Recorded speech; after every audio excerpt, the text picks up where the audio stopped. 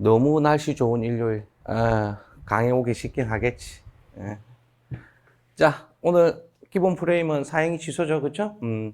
대여하고, 그 다음 김포 토지 정리하고 나서, 저당권 설정해주고, 그 다음 장욱진 점유 침탈한 상황에서 다시 남양주 토지 매도하고, 근저당권 설정이 되어 있는 상황에서 근저당권 변제 말세한 이후에 새로 근저당권 설정했죠.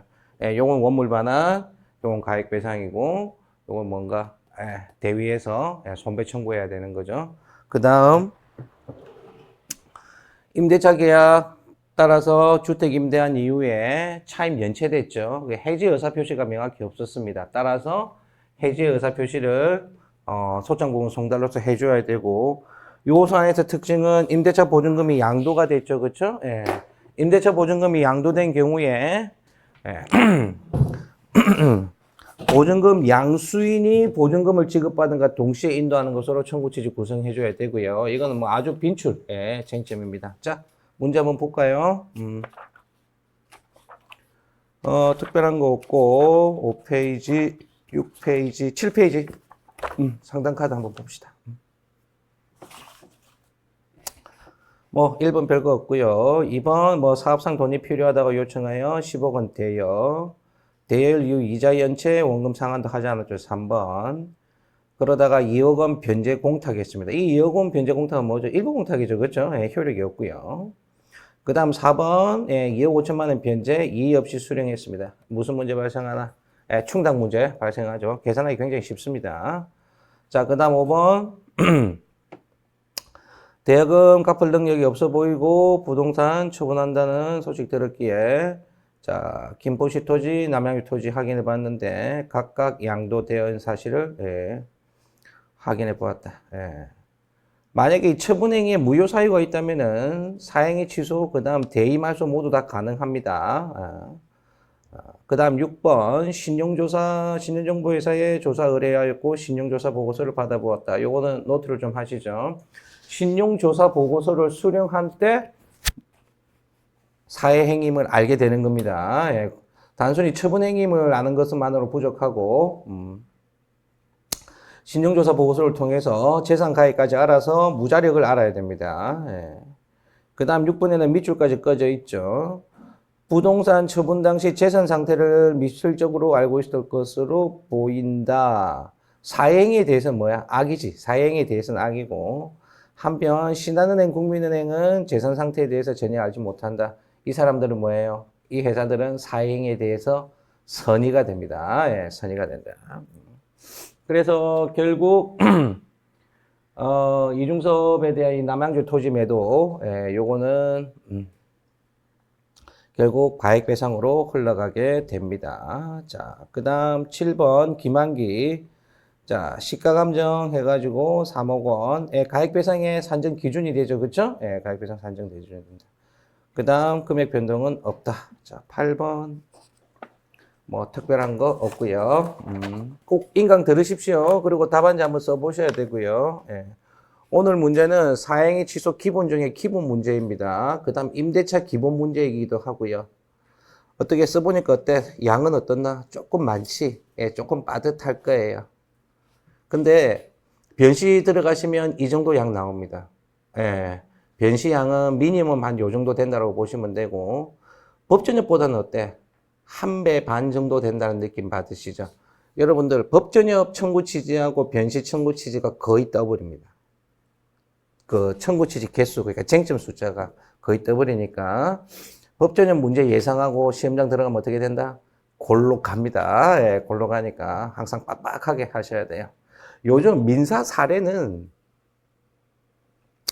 그렇게 시간으로 조지진 않는 것 같아. 시간으로 조지진 않는데 민사 기록을 확실히 좀 조지는 것 같아요. 자, 그 다음 뒷페이지 9번. 자, 신정우는 박수근의 재산 상태에 알았으나 거래가 허위 거래인 것은 몰랐던 것으로 생각된다. 사회행위에 대해서는 악이지만 통정에 대해서는 어때? 선이죠. 그래서 이건 통정의 표시로 가면 안 되고 사행위 취소로 가져야 됩니다. 그 다음 10번. 사실관계 확인해 보니까 이전에 사행위 청구 소송 제기했다가 어떻게 됐나? 패소했죠. 기판력이 있습니다. 여러분, 기판력 문제가 나왔을 때는 첫 번째 제일 먼저 생각하셔야 되는 게 기판력을 극복하는 방법은요. 첫째, 당의 판결에 혹시나 기판력이 발생하지 않는 사정이 있었다든지. 그러니까 판결 편취. 판결 편취. 그러니까 확정 판결이 출제가 되면 판결 편취로 아예 기판력이 없다든지 그런 거 먼저 검토해 보셔야 되고, 두 번째, 소송물을 바꿀 수 있는지. 소송물을 바꿀 수 있는 대표적인 게 방금 이 사항과 같이 불법 점유 있죠. 그렇죠? 불법 점유 부당이 되겠다가 뭐로 가면 되나? 손배로 가면 됩니다. 예. 근데 손배로 가게 되면은 무슨 문제가 있어요? 소멸시효 문제가 이제 3년밖에 안 되니까 이제 불합리함이 있죠. 그래서 그거 기간을 확인해 보셔야 되고, 그 다음 마지막으로 검토해 보시는 게 시적 범위입니다. 기판력의 시적 범위에서 사정 변경이 있었는지를 보시는 거예요. 또 당해사는 예전에 시적 범위로 극복해 보려는 학생들을 많이 봤는데 시적 범위로는 극복이 안 됩니다. 소송물이 전체에 미쳐요. 인도하는 완료일까지 전부 기판력이 미치기 때문에 시적 범위는 극복이 안 된다.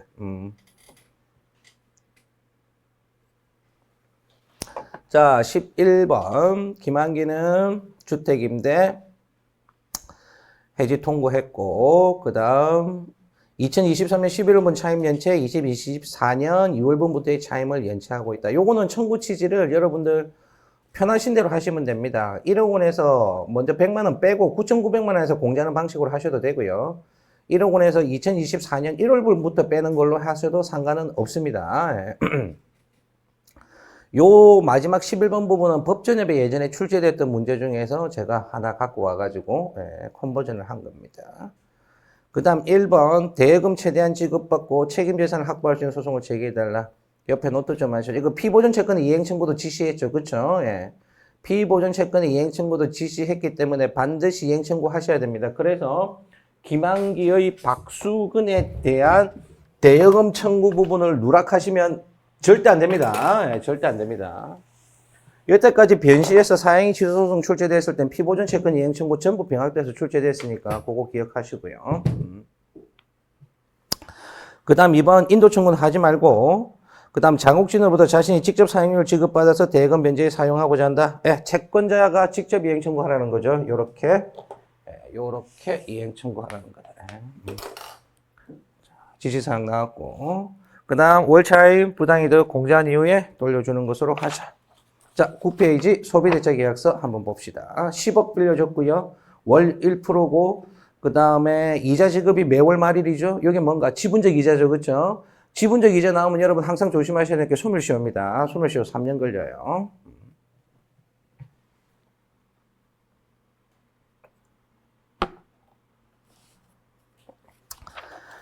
그 다음 뭐 10페이지 돈 지급 내용이고 11페이지 별거 안 되고